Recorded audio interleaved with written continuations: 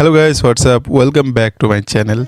In this video we are going to learn about how to convert PDF to JPG. First of all, open a browser and then just type PDF to JPG in Google. Now you can see multiple websites from here. Basically I love PDF. Just click or insert into this website. Now you can see the direct link PDF to JPG.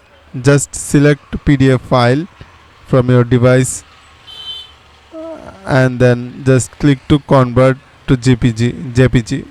You can extract image or paste to JPG. By default, click to convert to JPG. Within a few seconds it will ready. Just download JPG file.